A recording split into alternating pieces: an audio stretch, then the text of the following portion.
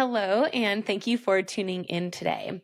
As a physical therapist, one of the most common areas of muscle weakness that I see in my patients with MS is in their ankle, and it can lead to foot drop.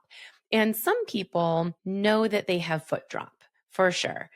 But other people, and surprisingly, a good amount of people don't know that they have foot drop. Usually during our first physical therapy session together, I'm asking a bunch of questions and I'm also looking at their shoes and trying to determine what symptoms might exist that this patient who has MS doesn't even know about. And foot drop tends to be the number one on that list. And the reason I want to talk about this today is because knowing that you have foot drop is so important. If you have foot drop, even just the first signs of it, it is so important to start doing exercises and take action right away.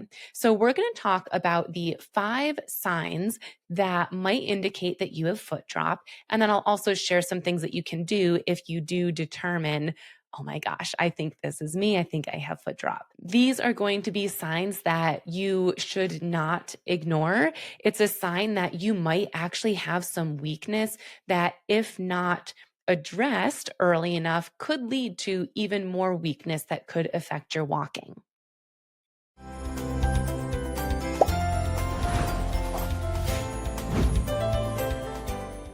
Before we dive into those 5 signs, I first just want to quickly share something that you might find helpful when it comes to discussing foot drop, which is foot drop has several different names and several different presentations.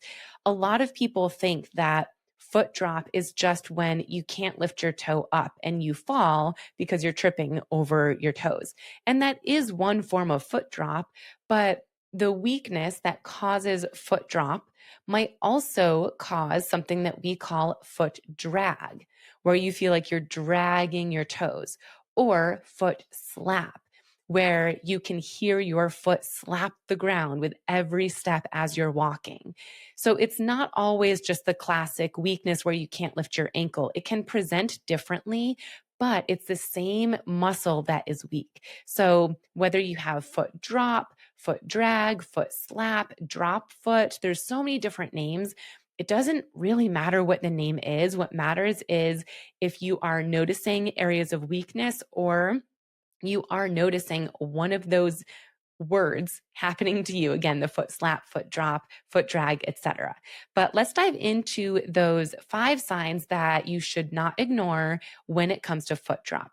The first one is hopefully self-explanatory and a bit intuitive, but a lot of people don't realize that this might mean that they have foot drop, which is catching your toes on a carpet or threshold or stairs.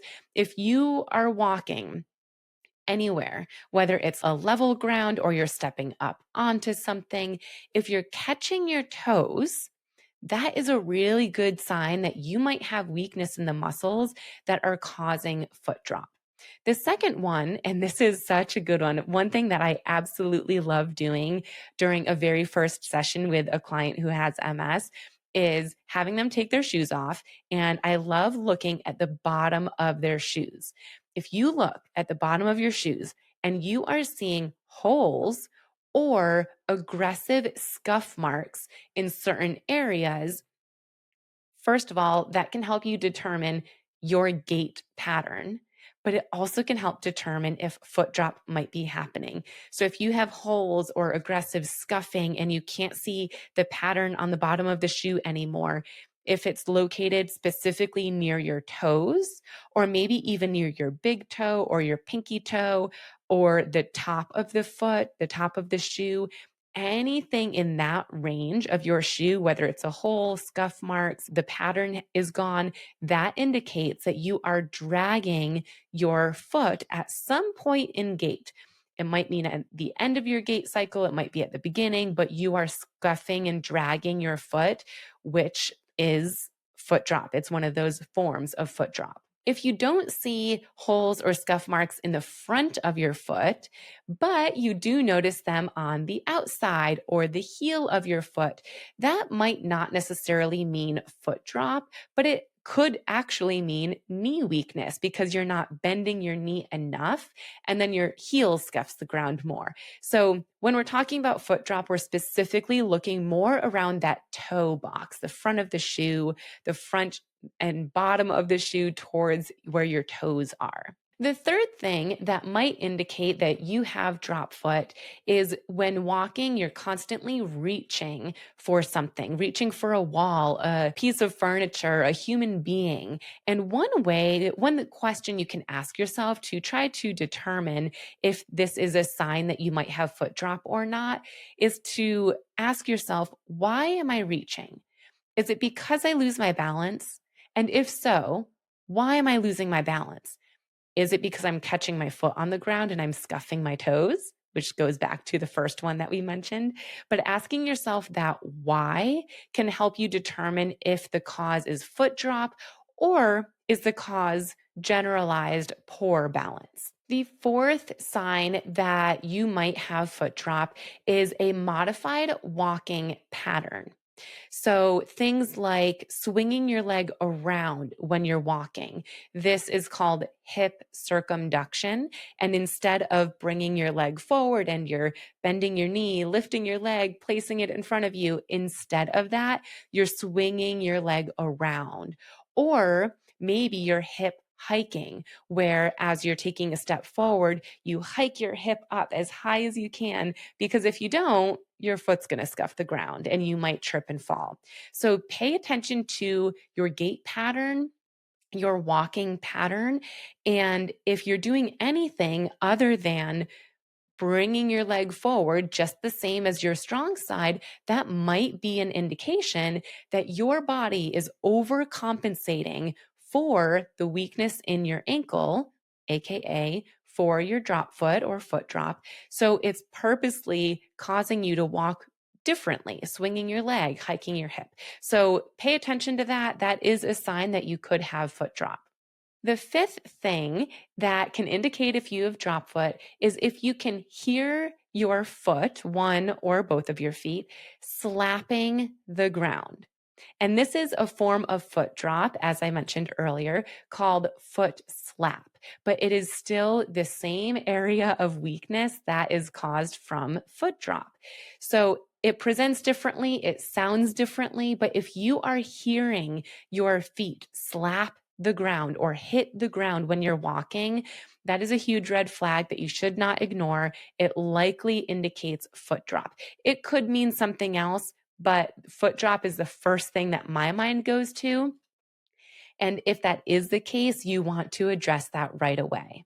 So let's do a quick recap of that. And then I have some information to share if you are feeling like, oh my gosh, I have all of these, or one of those is true for me, or two of them is true for me. So, first one is if you are catching your toes on the carpet or thresholds or stairs. Second one is if you have holes or scuffs in your shoes, specifically closer towards the toe box part of your shoe. Third is if you are reaching for walls, furniture, or humans for balance as you're walking. Fourth is if you have a modified walking pattern, like swinging your leg around or hiking your hip up. And fifth is the slapping sound when you're walking. And it can be any sound. Typically, it is more of a slap, but any sound that you can hear indicates some form of ankle weakness and drop foot. So let's say you're thinking, oh my gosh, I have all of these. I didn't realize that I had foot drop, or I have one of them. Do I have foot drop? What does this mean? So often when I'm working with my clients who have MS and they hit any of these, I will ask them, has your neurologist ever told you that you had foot drop? Or has anyone ever mentioned that you have foot drop? And they say no. And I bring it to their attention. I say, well, you might because of these things, XYZ. So often their response is, I've never heard of foot drop. Or, I've heard of foot drop, but I just thought I didn't have it. I had no idea. And that's why I'm creating this episode, because so often my patients with MS don't even know that they have foot drop, even though they might have clear, well, at least clear to me as a physical therapist, clear signs of it. So if you are feeling like, ooh, yeah, I've got foot drop, what do I do about it? There's three things that I would suggest you try first. Number one, strengthening exercises for your ankle, your knee, and your hip. Now, if you have no idea what I'm talking about, we have tons of exercises for this inside my online program, The Missing Link. But the main one, my favorite one for the ankle, is something called ankle dorsiflexion. Basically, what that means, and if you're sitting and not driving, you can try this right now. So you're sitting up tall and your feet are flat on the ground. Straighten your knees just a little. Your feet should still be flat on the ground, but scoot your feet so that they're a little bit further away from you. That will make this exercise easier. From there, just with one foot, keep your heel on the ground and slowly try to lift your toes up, your toes and your forefoot, your midfoot, everything comes up except your heel. Pause and then slowly lower. And then try the same thing on the other side. Foot is flat, heel stays down, lift everything else up slowly, pause, and slowly lower. If you have the classic foot drop weakness, then the hardest part for you might be that slowly lifting. Versus if you have foot slap, then the hardest part for you might be the slowly lowering. Either way, this slowly lifting and lowering is going to be such a great exercise to strengthen the specific muscle that is responsible for causing foot drop when it's weak. It's called the tibialis anterior. So that's my favorite ankle exercise. There's lots, again, lots for the ankle, lots for the knee, and lots for the hip. But that is my go to. The second thing is practicing balance exercises. A lot of people don't realize this, but when we are walking, about 60% of our gait cycle or walking cycle is spent on one leg as the other leg is coming through. So whether you're using a mobility aid or not, you're standing on one leg. Therefore, if you can't stand on one leg for a long amount of time, then you have less time to bring your other leg through. So if I can stand on my right leg for 5 seconds, then that gives me 5 seconds to bring my left leg forward. But if I can only stand on my left leg for 1 second, then that only gives me 1 second to bring my right leg forward.